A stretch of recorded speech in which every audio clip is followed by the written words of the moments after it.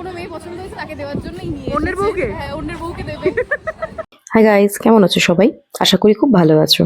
গত রবিবার মানে যেদিন সাইক্লোন হয়, আমরা 4 জন বেরিয়েছিলাম মেট্রো ক্যাশ এন্ড ক্যারিতে শপিং করতে। আমরা যখন বেরোই তখন আকাশ বেশ কালো হয়ে এসেছে, বৃষ্টিও স্টার্ট হয়ে গেছে। প্ল্যান ছিল তাড়াতাড়ি শপিং করে বাড়ি চলে আসার।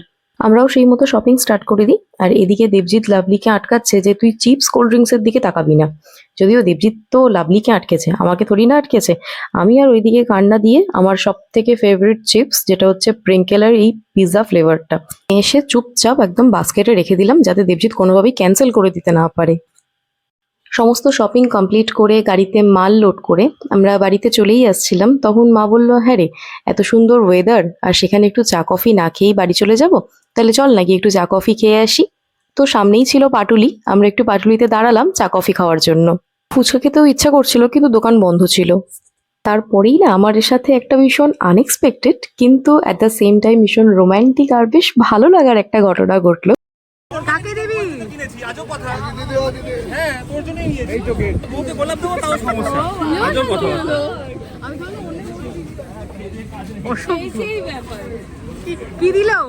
ছিলাম অন্য কোনো মেয়ে পছন্দ হয়েছে তাকে দেওয়ার জন্যই নিয়ে অন্যের বউকে? হ্যাঁ, অন্যের বউকে দেবে।